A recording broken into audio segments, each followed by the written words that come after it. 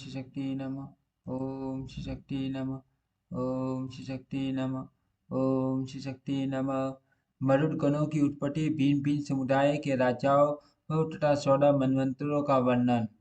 भीष्म जी ने पूछा, ब्राह्मण ऋषि के पुत्र मरुड़ गणों की उत्पत्ति किस प्रकार हुई? वे देवताओं के प्रिय कैसे हो गए और देवताओं तो दैत्यों के शत्रु हैं, फिर उनके साथ मरुड़ गणों की मैत्री क्यों कर संभव हुई?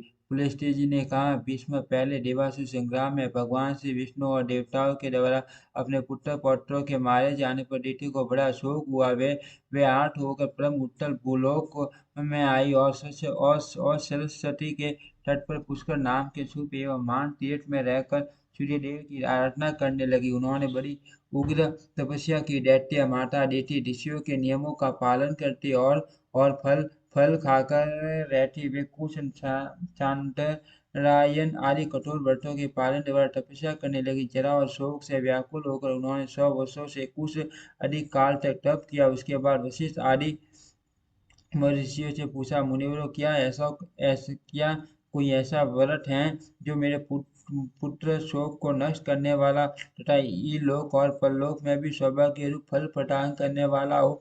यदि हो तो बताइए। वशिष्ठ आदि महर्षियों ने ज्येष्ठ की पूर्णिमा का व्रत बताया तथा ऋषि ने भी उस व्रत का सांगोपांग वर्णन सुनकर उसका यथावत अनुष्ठान किया। उस व्रत के महात्म्य से प्रभावित होकर कश्यप जी बड़ी प्रसन्नता के साथ डीटी के आश्रम पर आए। डीटी का शरीर तपस्या से कठोर हो गया था, किंतु कश्यप जी ने उन्हें पूर्ण रूप और लावण्य से युक्त कर दिया और उनसे वर मांगने को अनुरोध किया। तब डीटी ने वर मांगते हुए कहा, भगवान, मैं इंद्र का वध करने के लिए एक ऐसे पुत्र की याचना करती हूँ जो समृद्धिशाली, अत्यंत तेजस्वी तथा समस्त देवताओं का संहार करने वाला हो।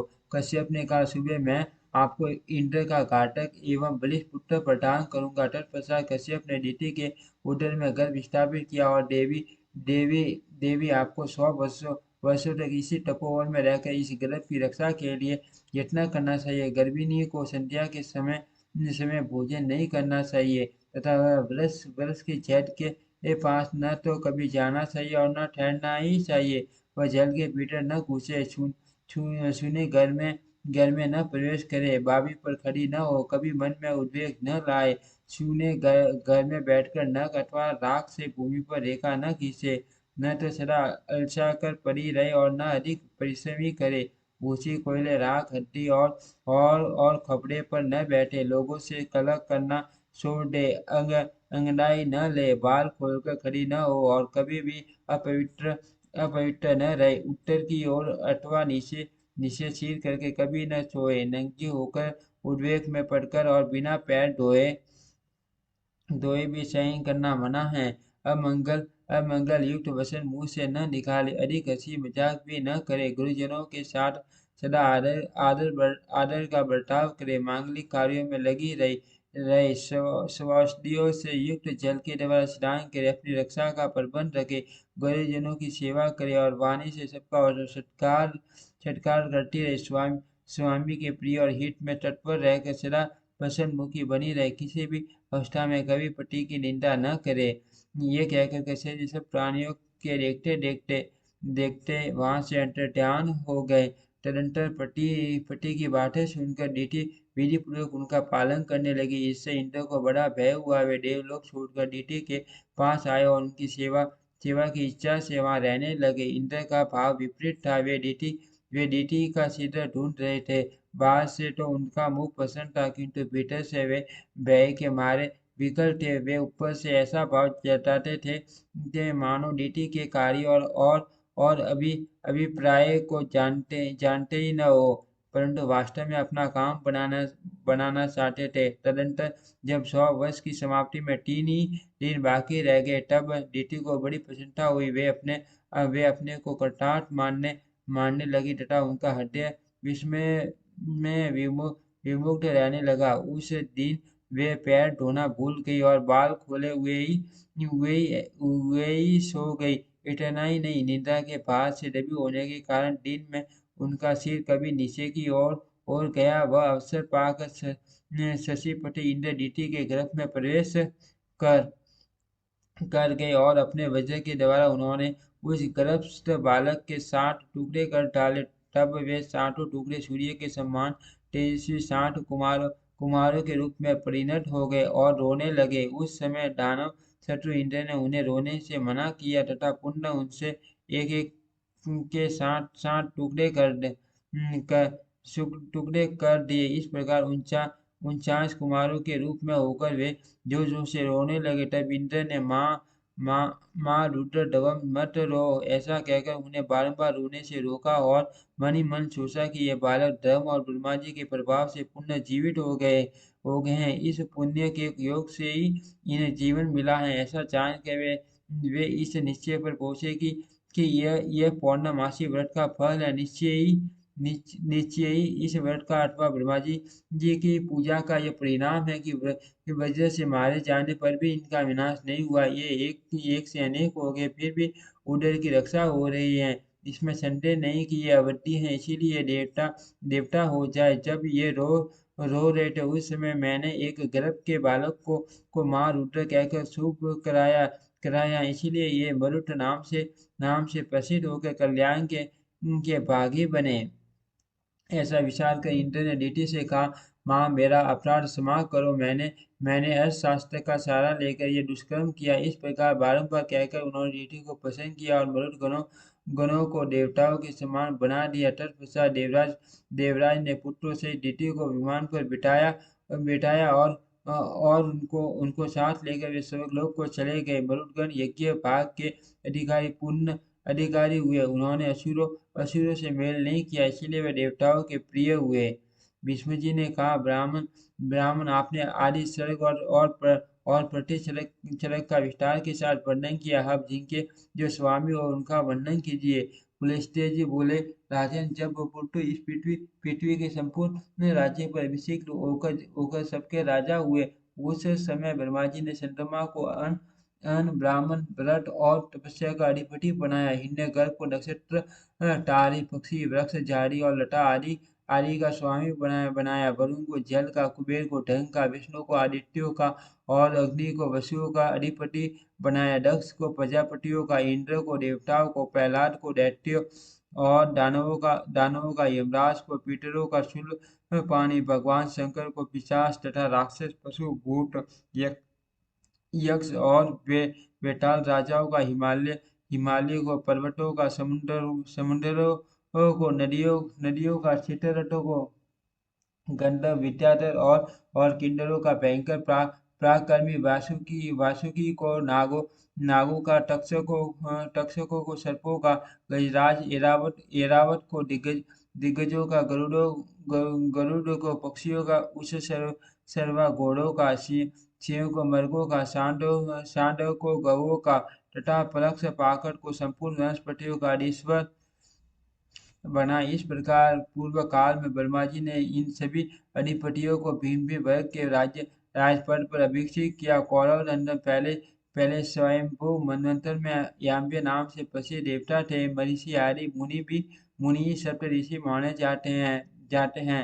अंगिरद, अग्निबाहु, विभु, श्रवण, ज्योतिष्मान, हव्य, मेघातिथि और वसु ये 10 स्वयंभू मनु के पुत्र हुए जिन्होंने अपने वंश का विस्तार किया। ये प्रतिक्षरक की सृष्टि करके परम पद को प्राप्त हुए। ये स्वयंभू मनवंतर का वर्णन हुआ। इसके बाद शिवारोषिष मनवंतर आया। शिवारोषिष मनु के 4 पुत्र हुए जो देवताओं के समान तेजस्वी थे। उनके नाम हैं नव, नमस्य, प्रसूति और बावन। इनमें से बावन पद अपनी कीर्ति का विस्तार करने वाला था। दत्तात्रेय, अत्रि, श्रवेण, स्तंभ, प्राण, कश्यप तथा बृहस्पति ये 7 सप्तऋषि हुए। उस समय दूषित नाम के देवता थे। हविंद्र, सुकृत, मूर्ति, आप और ज्योति रथ ये वशिष्ठ के 5 पुत्र ही शिवारोषिष मनवंतर में प्रजापति थे। ये द्वितीय मनवंतर का वर्णन हुआ। इसके बाद औतम मनवंतर का वर्णन करूंगा। तीसरे मनु का नाम था औतमी। उन्होंने 10 पुत्र उत्पन्न किए जिनके नाम है ईश, ऊज, तनु, सुशी, शुक्र, मधु, माधव, नमस्य, नव तथा स। इनमें से स सबसे छोटा था। ये सब के सब उदार और यशस्वी थे। उस समय भानु संज्ञक देवता और ऊर्जा नाम के सप्तऋषि थे। कौकी, पिंटी, कुटुंड, डालम्बी, असंख्य, प्रवाहित, मीट और समीट, ये 60 योगवर्धन ऋषि थे। चौथा मनवंतर तामस के नाम से प्रसिद्ध। उनमें उसमें कवि, पुटु, अग्नि, अकपि, कपि, जन्य तथा धामा, ये 60 मुनि सप्तऋषि थे। सात्विक देवता थे। अकल्मष, तपोधन्वा, तपोमूल, तपोधन, तपोराशि, तपस्या, शूद्रपश्य, परंतप, तपोभागी और तपोयोगी, ये 10 तामस मनु के पुत्र थे, जो धर्म और सदाचार में तत्पर तथा अपने वंश का विस्तार करने वाले। ये सब पांचवें रैवत मनवंतर का वृतांत श्रवण करो। देवबाहु, सुबाहु, पर्जन्य, सोमक, मुनि, हिरण्यरोमा और सप्तांश, ये 60 रैवत मनवंतर के सप्तऋषि माने गए हैं। भूतराजा तथा प्रकृति नाम वाले देवता थे तथा वरुण, तत्वदर्शी, क्षितिमान, हव्य, कवि, मुक्त, निरुत्सुक, सत्व, विभो और प्रकाशक, ये 10 रैवत मनु के पुत्र हुए, जो धर्म, पराक्रम और बल से संपन्न थे। इसके बाद शाश्वत मनवंतर में भृगु, सुदामा, बीज, विष्णु, नारद, विवस्वान और अभिमानी, ये 60 सब ऋषि हुए। उस समय लेख नाम से प्रसिद्ध देवता थे। इनके सिवा रिंबु, पर्णतंग, भूत, वारिमूल और दिवोका नाम के देवता भी थे। इस प्रकार शाश्वत मनवंतर में देवताओं की 5 योनियां थी। शाक्षुष मनु के 10 पुत्र हुए, जो रुरु आदि नाम से प्रसिद्ध थे। अब 60वें मनवंतर का वर्णन करूंगा, जिसे वैवस्वत मनवंतर कहते हैं। इस समय वैवस्वत मनवंतर ही चल रहा है। इसमें अत्रि, वशिष्ठ, कश्यप, गौतम, योगी, भरद्वाज, विश्वामित्र और जमदग्नि, ये 60 ऋषि सप्त ऋषि हैं। ये धर्म की व्यवस्था करके परम पद को प्राप्त होते हैं। अब भविष्य में होने वाले सार्वजनिक मनवंतर का वर्णन किया जाता है। उस समय अश्वत्थ था, मातृश्य में कौशिक, गाल्व, शतानंद, काश्यप तथा परशुराम, ये सप्त ऋषि होंगे। दूती, वरियान, यवसु, सुरवन, दष्टि, सहिष्णु, आद्य, सुमति, वसु तथा पराक्रमी शुक्र, ये भविष्य में होने वाले सार्वजनिक मनु के पुत्र बतलाए गए हैं। इसके सिवा रौस आदि दूसरे मनुओं के भी नाम आते हैं। प्रजापति ऋषि के पुत्र का नाम रौस होगा। इसी प्रकार पुटी के पुत्र बौत्य नाम के मनु कहलाएंगे। तदनंतर मेरु नामक मनु का अधिकार होगा। ये ब्रह्मा के पुत्र माने गए हैं। मेरु सार्वजनिक के बाद कर्मश, ऋषभ, वितधामा और विक्स से नामक मनु होंगे। राजन, इस प्रकार मैंने आपको भूत और भविष्य मनुओं का परिचय दिया। 14 मनुओं का अधिकार कुल मिलाकर 1000 चतुर्युग तक रहेगा।